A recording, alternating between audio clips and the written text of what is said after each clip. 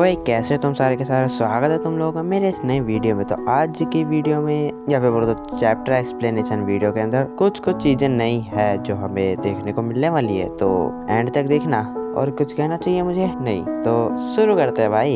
कल तो मैं निशिमिया से बात नहीं कर पाया था, लेकिन कल मैंने उस बंदे से बात करना शुरू किया। उस बंदे का नाम तोमोहिरो नागासुका है और उसने कल मेरी चोरी हुई बाइक भी मुझे वापस करी। और फिर चैप्टर का नाम बताया जाता है chapter 9 the right to be here. और तब मुझे समझ आया कि एक दोस्ती की शुरुआत कैसी होती है। मैं पूरी रात यही सोचता रहा कि जो लोग पहले मेरे दोस्त थे, क्या उनके शब्दों का कोई मतलब है? क्या नागासुका और मैं सचमुच दोस्त बन गए हैं? मैं जानता हूँ अब हम दोस्त थे, तो क्यों ना हम स्कूल के बाद कहीं बाहर चले और फिर वो दोनों साथ में ठहर जाते हैं। वैसे मुझे कोई दिक्कत नहीं है, लेकिन क्या ये अच्छी मूवी नहीं थी सोया? हाँ थी। मैं तो अपनी खुद की एक फिल्म बनाना चाहूंगा।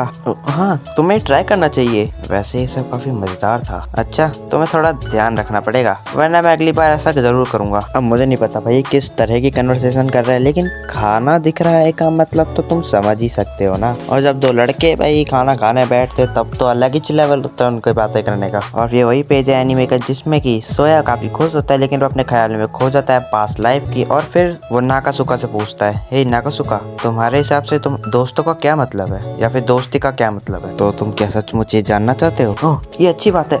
मेरा मतलब है कि मैं ये सोचता हूँ कि हमें किसी का दोस्त बनने के लिए ये खुद को साबित करना होता है कि हम उसके दोस्त बनने के लायक है या फिर नहीं। और इतना बोल के सोया अपनी ही कहानी बताता है नागासुका को एक उदाहरण के तौर पे कि एक लड़का था, उसने एक लड़की को बहुत परेशान किया, लेकिन वो लड़की ने उसे माफ कर दिया। लेकिन उसकी माँ वैसी नहीं होती, वो उसे माफ नहीं करती है, क्योंकि सोया को तो निशिमिया की माँ थप्पड़ मार ही देती है। लेकिन उसके बाद वो लड़का ये समझ ही नहीं पाता है कि क्या वो उस लड़की का दोस्त बनने के लायक है या फिर नहीं। अच्छा अगर ऐसे ही बात है तो उस लड़के को उस लड़की से सीधे जाके पूछ ही लेना चाहिए। और इस चीज से पता चलता है कि नागासुका का शायद से पहले कोई दोस्त था ही नहीं, क्योंकि उसे ये बात पता ही नहीं थी कि सोया ने ही ये सब किया है। क्योंकि उसके पूरे स्कूल को ये बात पता थी कि ये लड़का कैसा है, इसलिए कोई उससे ज्यादा बात करता नहीं था। बट नागासुका को शायद ये बात नहीं पता थी, इसलिए वो उसे कहानी ही मानता। लेकिन आगे जाके हमें पता है क्या होता है एनीमे के अंदर। इतना कहते हैं नागासुका अपना जवाब देता है कि मेरे ख्याल से दोस्ती का मतलब शब्दों से या फिर किसी और चीज से भी बढ़कर है, क्यों है ना सोया? और फिर सोया निशिमिया को याद करता है और फिर मंडे आ जाता है। फिर हमें दिखाया जाता है निशिमिया का स्कूल, जहाँ पे कि निशिमिया की बहन बहुत गुस्से में सोया से कहती है वो यहाँ नहीं है, लेकिन सोया मानता नहीं है और वो कहता है वो यहाँ है। लेकिन सोया की बहन भी कहा ना वो नहीं है यहाँ पे, निकल। और फिर हमें एनीमे का वही सीन दिखाया जाता है जहाँ पे कि फिर सोया जा ही रहा होता है, लेकिन नागासुका आ जाता है, वो सोया की बहन को हिलाता है, कहता है ये वो, फिर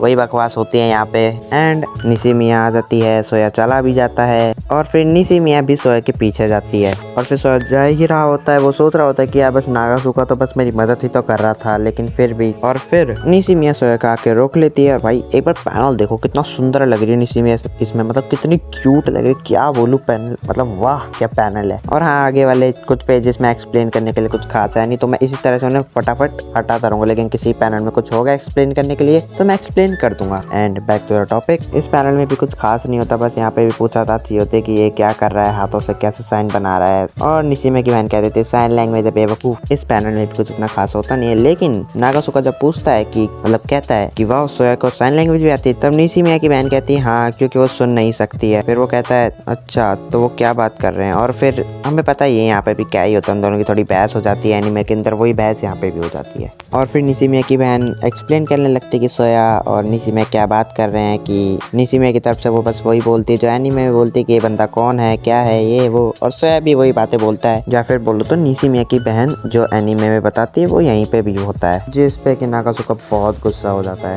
यार इसमें आधी से ज्यादा चीजें तो एनीमे वाली हो रही, मैं एक्सप्लेन कर भी रहा हूँ इस चैप्टर को, मेरे को ही नहीं समझ आ रहा। क्योंकि चैप्टर एक्सप्लेन करते समय भाई मेरे को फील आती है कि हाँ यार चलो आज मैं चैप्टर एक्सप्लेन कर रहा हूँ। इससे पहले कि जितने भी पेजेस को मैं एक्सप्लेन कर रहा था सोए के साइन लैंग्वेज वाली स्कूल से भागने तक के पहले के जितने भी पैनल मैंने एक्सप्लेन किए, उनमें लग रहा था कि हाँ चल कुछ एक्सप्लेनेशन हो रही है। इस वाले पैनल में तो कुछ भी एक्सप्लेनेशन नहीं हो रही, ऐसा लग रहा है बस मैं बस बोले जा रहा हूँ, पैनल दिखा रहा हूँ और तुम्हारा समय खा रहा हूँ। फील ही नहीं आ रही कि तुम्हें एक्सप्लेन कर रहा हूँ मैं। सो ये कह रहा होता है कि मैं तो सोच रहा था कि तुमसे मिलके मैं थोड़ा और खुल के बात करूंगा, लेकिन मैं ये सोचता था क्या तुमसे मिलने के मैं लायक हूँ हूँ, क्या मुझे तुमसे बात करनी चाहिए, क्योंकि मैंने बचपन में तुम्हारे साथ जो कुछ भी किया उन सब को लेकर मैं इतना सोचता रहता हूँ। मुझे मेरे पे उसको खुद पे बहुत ज्यादा गिल्ट होता है कि उसने यार ये क्या किया था बचपन में, जिसके लिए वो निसी में से माफी मांगना चाहता है, लेकिन वो उसके लिए माफी ही नहीं मांग पा रहा। और फिर सोया ये भी कहता है कि मुझे तो अब तक यही नहीं समझ आया कि हम दोस्त बन गए हैं या फिर नहीं, क्योंकि वो 2 हफ्ते से इतना परेशान है, वो खुद से बहुत नाराज है कि यार मैंने क्या कर दिया था बचपन में, मैं कितना बेकार इंसान था। जिस पे कि नागासोका कह देता है कि बस इसके दिमाग में यही चलता रहता है, और निशिमिया साइन लैंग्वेज से समझाते कि वो बहुत खुश है। और ये सुन के निशिमिया की बहन थोड़ी सीरियस हो जाती है कि खुश है, जिस पे कि निशिमिया साइन लैंग्वेज से कहती है हाँ मैं बिल्कुल ऐसा ही सोचती हूँ, ये कितना मजेदार है ना। और फिर निशिमिया कहते हैं क्यों ना चलो ब्रेड खिलाई जाए, और सोया अपने अंदाज में कहता है ये देखो हम तो ये वाली ब्रेड खिलाएंगे, बड़ी वाली। जिस पे कि निशिमिया तो भाई चौंक ही जाती है, ये कहाँ से आ गई। और अब निशिमिया की बहन ये सोच रही होती है कि क्या मतलब तुम उसको बिना अपनी लाइफ में लाई भी तो खुश रह सकती हो ना सिस। और फिर वो अपनी बहन को बेवकूफ कह देती है, एंड यहीं पे चैप्टर एंड हो जाता है। थैंक यू इस वीडियो को यहाँ तक देखने के लिए, और ये रहे वो कमेंट्स। थैंक यू इतने अच्छे कमेंट्स करने के लिए, एंड कुछ स्पेशल कमेंट जिनका मुझे रिप्लाई देना चाहिए। पहले ये वाला तो हमारे मार्कर भाई का ये कहना है कि भाई आप ओरिजिनल वाला बैकग्राउंड म्यूजिक यूज किया करो, लेकिन और FF0 भाई का ये कहना है कि उन्हें काफी सही लगता है अलग अलग बैकग्राउंड म्यूजिक से। तो मार्कर भाई मैं तुम्हें एक चीज बताता हूँ, मैं खुद ऐसा करता, आज नहीं तो कल मैं जरूर ऐसा करता, लेकिन हाँ मैं बैकग्राउंड म्यूजिक साइलेंट वॉइस का सही समय पे तब यूज किया करूंगा जहाँ पे कि कोई ऐसा मूवमेंट आएगा जहाँ पे कि साइलेंट वॉइस के रियल बैकग्राउंड म्यूजिक का जरूरत हो। और नोफ्लेक्स भाई तुम्हारा भी ये कहना है कि मुझे हयुका का मांगा एक्सप्लेन करना चाहिए वॉल्यूम 4 से, लेकिन मैंने उसका अब तक एनीमे ही नहीं देखा, तो